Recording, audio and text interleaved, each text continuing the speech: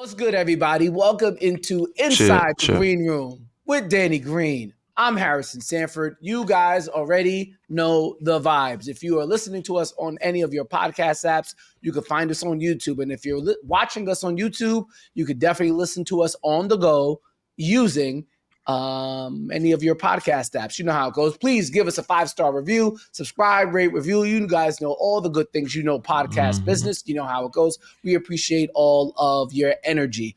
With that being said, Danny, I ain't gonna hold you, bro. Kind of low on energy. I'm excited for the Olympics and excited for Team USA. We'll talk about that in a moment. But bachelor parties, bro, they take all your energy. I will say Man, that. listen. So do weddings. Yeah. So tell us about it, man. No, Actually, there's I heard nothing you to were talk on the about. plane on the way back from. I heard you ran into Sam. Sam was like, I saw Harrison on the Oh plane. yeah, yes. I actually did run into Danny's agent on my flight back from Cabo. It was a good time. With that being said, actually, let's talk about flights in general, real quick. What is the best seat on a plane? The aisle or the window? We're not, obviously the middle's not even up for debate. The aisle or the Yeah. window? I mean, it is personal preference, and I've learned that. But to me, it's the window all day because the aisle, people think you have a leg room, extra leg room. You don't. You put your leg in that aisle, it's getting ran over. There's things going up and down the aisle. People bump you. You have nothing to lean on. So I'm a window guy.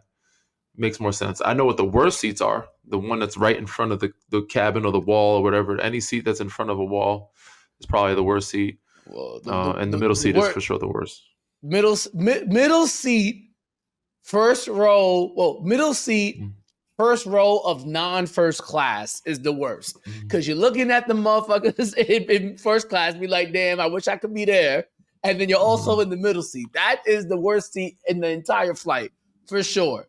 At least if Even you're first all the way in the class, back the of first class wall is right there. You can't like the seat where the wall stops your legs is the worst seat on the plane for sure. Yeah. Even if you're sitting all the way in the back of the plane, at least you got easy access to the bathroom, which is why I like the aisle seat. Because Danny, if we're sitting in coach for whatever reasons, and you're sitting by the window and your 6'6" ass tries to get up to use the bathroom, I'm upset. That's why you shouldn't sit in the aisle. You have no control over your seat, bro. You have no control over your seat. So you can be front of the aisle all you want. You got somebody to get you. You got to get up when you get up, and you got to get up when somebody else wants to get up. So if I don't have to get up at all. Mind you, take a piss before you get on the plane. Sleep the whole flight. But if you do have to get up, you make people move. If you're in the aisle, you have no choice. You have to move. So in the middle of your sleep, you're an aisle guy? That's terrible. There's nowhere to lean. Aisle guy. You can't lean on the window. I want easy access to the bathroom. I don't want to have to walk through people to get to the bathroom. If I gotta go, I gotta go. With that being said, if you or anybody decides to stay in a window seat, I don't care how long the flight is, you are capped. You are capped. Absolutely capped. Maximum at one bathroom trip. Don't you dare. This is why you don't choose the aisle. Trips from the window seat. It is absolutely rude and disrespectful. I was flying to Guatemala City back in January. Danny, this guy must have went to the bathroom 5 times, dog. This is why you don't choose the aisle seat, bro. You should be learning from these experiences. You're obviously not learning. You still want to choose the aisle seat after somebody made you get up 5 times to go to the bathroom. Oh, he was wilding, dog. I'm like, yo, hold your bladder, People bro. People gonna get up for at least 2. First of all, they were going up down the aisle at least 2-3 times with the damn cart. They're gonna run your leg over, hit your elbow. When they come with the cart, they hit you. They don't give a damn either. They don't give a damn. People that's walking down to the bathroom are gonna hit you. They don't give a damn. You might get hit with a book bag or something. Who knows? Bro, then you have the person in the window that gets up whenever the hell you have to wake up for inconveniently for other people all the time. Window person got to show some decency. Bro. They don't got to do a damn thing but sleep and get up when they feel like getting up. And your silly ass is still not learning from taking the aisle seat that it's the worst seat to take. No. The middle's obviously the worst. All right. It's the worst of the two. The aisle is the worst of the two. Here's the other question. If you're sitting in a middle seat, do you get first dibs on both armrests? You can get dibs on one of them, Danny, but like I've had to sit in the middle in a while, and I feel like the last flight I was on, this guy was like, he wouldn't give me my armrest. I'm like, bro, like just because you're in the middle, don't give you first dibs. Nah, you should in the middle. If I'm bigger than you, because you automatically on the outside seats, you automatically get an arm. You already get an arm automatically. No, I don't, because you're the one who said I'm gonna get bumped anyway. So I technically don't even have an outside arm. It's still arm. Don't choose the aisle, but you have an arm. Both seats have an arm on the outside. The middle seat He has dibs on one for sure, but you should have dibs on both of them. But you can share the middle arm like here and there. You know what I'm saying? No. Most of the time, we're not sharing the armrest. Most of the time, you can just lift the arms up, lift the middle ones up. You know what I'm saying? Forget it. You know what I'm saying? Get the more space. The armrest kind of eliminates the space. It is true. But I would say the middle person in the middle seat gets first dibs on the armrest closer to the window. But the armrest closer to the aisle, you have to factor in the person in the aisle seat might get their outside arm hit by the service. You chose that seat, the aisle you chose. Your arm, if your arm is too big off the leg, like if you're hanging off the arm and you get hit, that's your fault. Keep your arm within your arm or on top of your arm. That ain't their fault. This is why you need the window seat. I'm looking forward to seeing the YouTube video comments and thoughts on this, because Danny does believe the window seat is the aisle seat. I believe that the aisle seat is better. Danny believes that the window seat is better. Oh, Danny, by the way, I did find somebody who also believed in my theory that pouring the milk is better, or pouring the milk first is better than pouring the milk second. But that's a story for another day. We got to talk about some other things related to the National Basketball Association. With that being said, speaking of NBA culture, let's get a little bit regional with it. And specifically, let's go to the city of Philadelphia, where Paul George was introduced as the newest member of the Philadelphia 76ers. He had his press conference recently, and he said one thing, Danny, that really caught the attention of a lot of people, particularly in the city of Philadelphia. I'll give you the full quote, and then we'll react to one specific portion of it. He says, as it pertains to the intensity that comes from Philadelphia 76ers fans, the fact that they haven't reached the Eastern Conference Finals in 23 years, there is going to be a lot of pressure on him and the team, considering how good the roster is, at least on paper. And this is what he said. At the end of the day, it's brotherly love, right? I'm looking forward to it. I think pressure is good. I think intensity is good. And that's what you get up for. You want the fans to be fired up. You want them to put that pressure to go out and perform and win games. That's our job. So I'm looking forward to it. Here's where it gets a little interesting. Be as critical and as hard as you can. I think it's going to work out for myself and for the team. I'm not scared or shying away from that at any point, at any stage. As a man who played in Philadelphia, Danny, I need your thoughts. I respect it, but I can understand where he's coming from. But please, dear, for the love of God, recant this message. You do not need.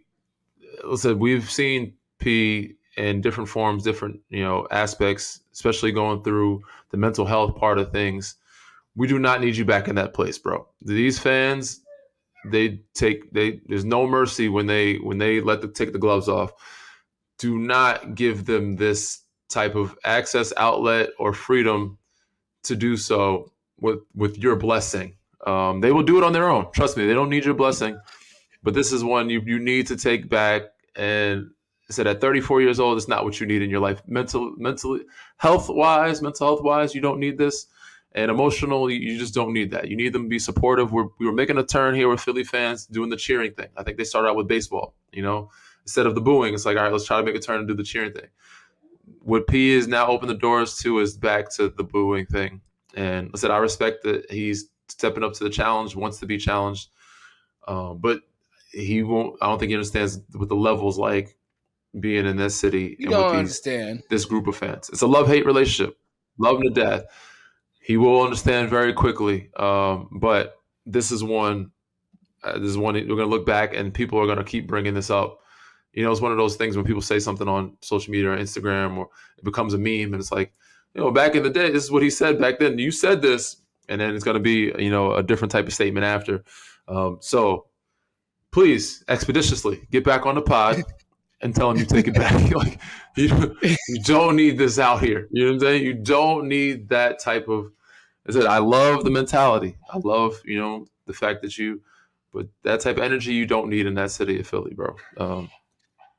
But I wish him the best. I know he's going to do well. I know he's a great player. He's a great player. So I have no doubts on him. But we don't need to make it any harder for you or that team. So let's turn it into a positive. We don't need y'all to be critical. You can constructive criticism, cool. But nah, we need y'all supportive. We just support. Just stay in that lane, the support lane, not critical lane, support.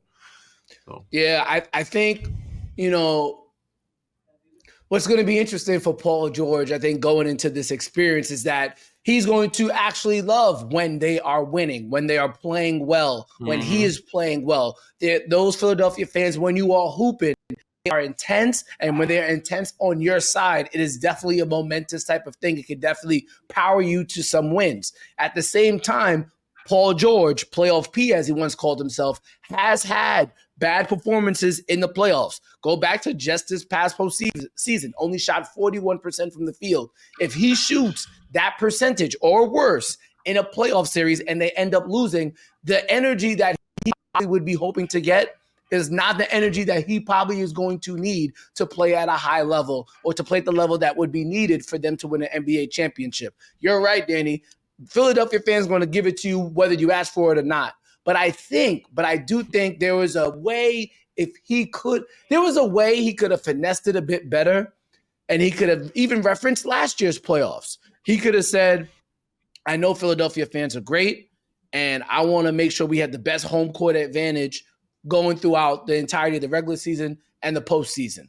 Leave it at that. He could have referenced what happened in the Knicks series, where Knicks fans were taking over the arena.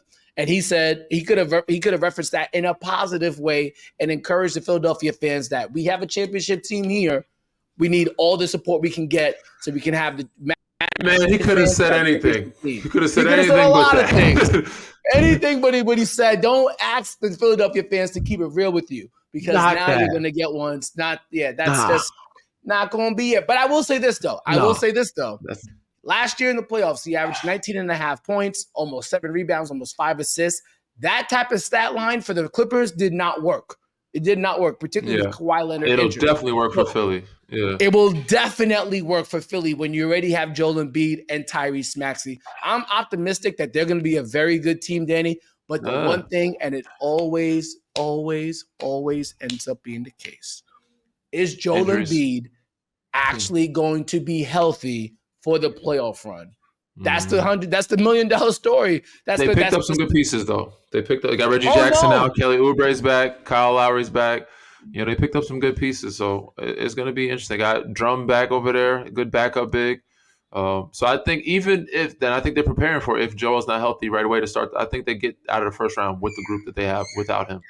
But he has to be healthy for at least that second leg of it, second round of the series. But he has to be healthy all season, to be healthy. That's what we're hoping for. Speaking of Joel Embiid, he is actually taking a risk, considering what he wants to accomplish, an NBA title, and considering his history in the playoffs. I think there has to be some Sixers fans who are saying, hey, Joel, it's nice you want to represent Team USA, but we don't need you. With that being said, his Team USA performance has not been inspiring, I would say, for a multitude of reasons. Maybe it's the three-point line. He's not getting the space to operate. But we've seen Anthony Davis play at a higher level for Team USA. We've seen Bam Adebayo play at a higher level for Team USA. Nonetheless, Team USA gets it started in earnest this weekend as the Olympics get kicked off. Danny, you know what's interesting? We've seen LeBron take over the last 2 games against South Sudan and against Germany. And I think the interesting thing that a lot of people are saying is, wow, look at LeBron, still the go-to guy.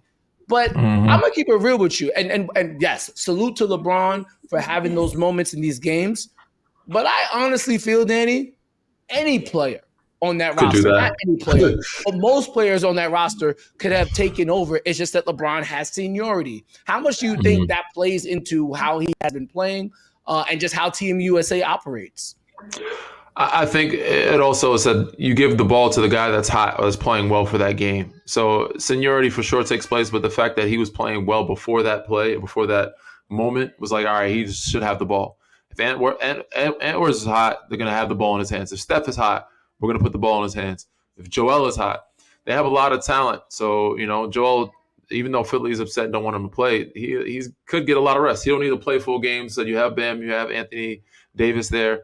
You have a lot of other guys around you. So his actual, PER or his minutes, all the things aren't even high. His workload is way less than it would be playing in the regular season with Philly. And also it's probably different because he's having the ball a lot, people doubling him, and then, working that way. Now he's playing with other superstars. It's tough. He's not getting as much touches, not getting the ball all the time in the post, is here and there. So he's got to work as a role player now. It's very different. You have to be a lot more efficient, and you get a lot less shots, and you have to be able to stay ready and be ready at all times. So to be a role player for a lot of these superstars is weird for all of them, not just him. And that's why you can see the chemistry, the gel is not there. And there's people like, when Kai said we used to have tryouts, and the reason why they brought in a Derek White instead of a Jaylen Brown, even though Jaylen deserved the spot, but it's like we need more glue guys. The glue guys that we know of that they have is Drew and Derek. Outside of that, I don't know who else is a glue. Everybody else has been a superstar. Bam is somewhat. AD knows how to play a role pretty well, like at the big position. Everybody else is I'm the man, I'm the go-to guy, and that's not even having Kevin Durant in the lineup right now. He's coming back soon, so when he comes back, what are we looking at then? So it's been interesting to see how they've played. Germany, my understanding is Germany took more 3-point attempts than Team USA in their last game than Team USA did in their last 2 games combined.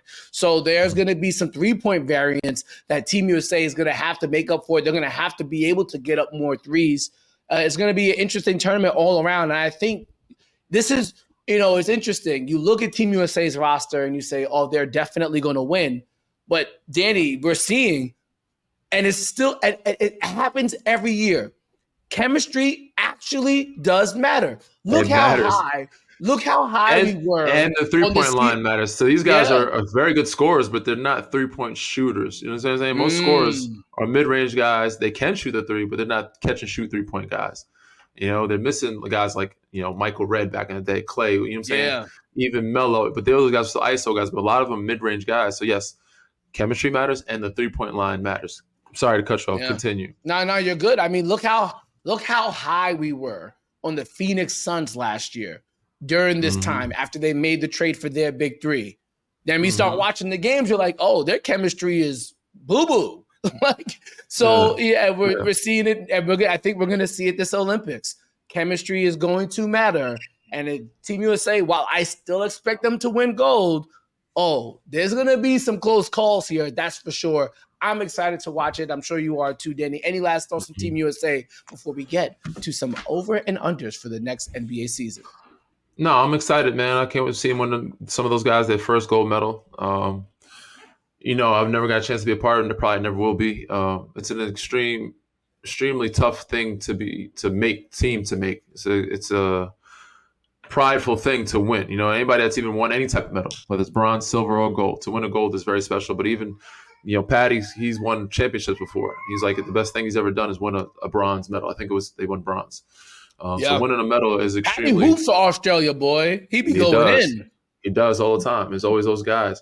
So it's an unbelievable thing to be able to play for your country and to be able to win medals for your country. So, hats off to those guys. Wish them the best of luck. And hopefully one day I get a chance to watch it up close. But, yeah, man, I'm excited to see how they do. Should be a fun run. Of course, right here on Inside the Green Room, we will be keeping tabs of Team USA and all of the NBA players that are participating in the Olympics. Fun fact, back with the Dream Team, Danny, it was 9 NBA players outside of Team USA that the Dream Team had to play against. This upcoming Olympics, the Team USA will have to play against a grand total, or at least in the field, there's a total of 61 NBA players. The numbers have definitely multiplied. The competition only getting more stiff internationally. We'll see how Team USA fares out. But when we come back from break, there's some interesting win totals that I've noticed here for the 2024-2025 season. We're going to play Guess the Win with Danny when we come back on Inside the Green. What's good, everybody? Welcome back to Inside the Green Room. Danny Green, Harrison Sanford. You guys already know the vibes. So the win totals are out for the 2024-2025 season. And Danny's going to guess what the win total might be. I'll give you a break, Danny. I'll let you go within 2 games. 3 games. 5. And see if you can get it right. Like, you guess the win total. Okay. Hopefully you are within a 3-game margin. If you're outside of a 3-game margin, okay, no credit there. All right. So last year, the Dallas Mavericks finished the regular season as the 5 seed in the Western Conference. They finished with a record of 50-32. This offseason, they added Klay Thompson. They recently added Spencer Dinwiddie. They also added Quentin Grimes. Obviously, they also lost Derrick Jones Jr. Your thoughts on the projected win total for the Dallas Mavericks? What do you think that number is? With the fact that everybody is still very good and some teams got better, I think Najee Marshall also added to the roster. My bad. Najee Marshall added as a wing defender to help them with the Derrick Jones Klay was Jr. the biggest move, and I don't know if he moves the needle a bunch for that win market. I like the Klay move. But ultimately, that the other stuff doesn't really matter. The West is still the West, and teams are very good. OKC's only gotten better. Minnesota is very good, and they picked up some good draft picks. Denver is still Denver. They lost KCP. Clips lost some people. Obviously, Lakers haven't really done anything, but they're still a good team. Memphis is going to be back healthy. Yes, they will. There's teams that were, Sacramento Pelicans added DeJounte Murray. Pelicans, Sacramento. So I see them still at they won 50 games. You said 50 what? 50 and 32 last year. How many wins this upcoming season? I'll give them 50 again. I'm gonna stay right where they are. Okay, we got it at 50. What we got, producer James? Just throw that number here in the chat for me. Yeah, let's see what the number is. I couldn't see it being any higher than 50. Let's see. I got it right here. Let's see. Win totals. Mavericks. Good call, Danny. 50 and a half.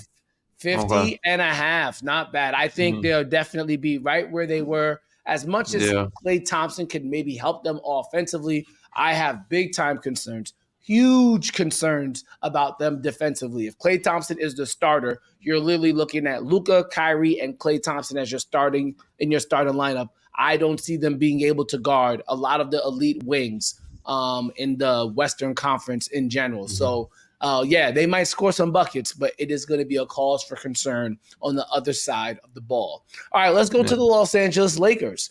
LeBron James and Anthony Davis kind of playing like 2 of the best players on Team USA right now. Yeah, long summer. It's a long summer, too, so that's going to take a factor.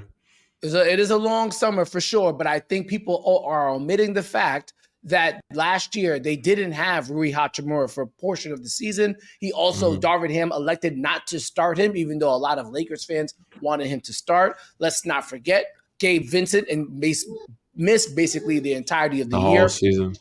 Jared Vanderbilt was hurt for a very long portion of the year too. Those were key role players when the Lakers made it to the Western Conference Finals. If they can be healthy, that would be great. But at the same time, you had extraordinary health or better health than usual from LeBron and AD last year. So who knows if they're able to stay as healthy as they were. Again, they're playing with Team USA. And you have a first-time head coach in JJ Redick. Last year, Danny, the Los Angeles Lakers, their final record, 47-35. What do you think is their projected win total? 48. I was going to say 48 regardless. I don't see it going much. They're not getting 50. I don't see. I was going to say 50, but I think they're a little bit below Dallas. I'm going to give them 48 wins. Probably people are going to say 45. They made no moves. People are probably saying 45. I'm going to say 48. They say no moves, but again, good health could be the move. Yeah. 2 years ago, Danny, when the Sacramento Kings were the number 2 seed, or when they were a top 3 seed in the West, part of the reason why, because they were the healthiest team in the NBA. But again, it kind of feels like a foolish bet to make a assumption that LeBron and AD are going to play upwards of 70 games. That's not something that is a wise prediction. So I think I'm on board with you. I think around 40, 48 seems about right. Producer James, what we got? What is the win total for the Los Angeles Lakers? 45. I 44. said 40. 40. 44 and a I half. said people are gonna say 45. I said I'll give them 48.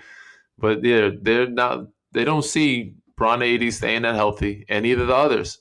They made no moves, and JJ's first time head coach. So if he exceeds the 45 wins and gets 48, I call him a successful season for JJ. Yeah.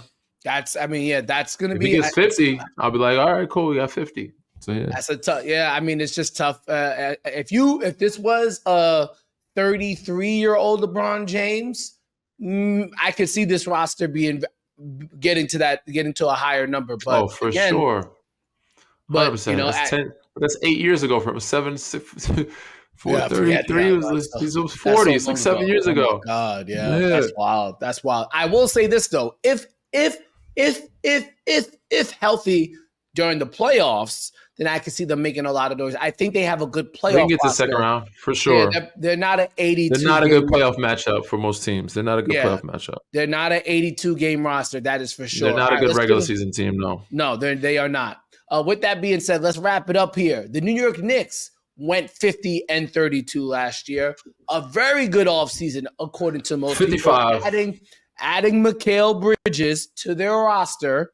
And then also assuming you get that full health of Julius Randle. Yes, they lost Isaiah Hartenstein, but this roster really made some noise, Danny, particularly at the second half of the season when they also added OG Anunoby. I believe they were 21-4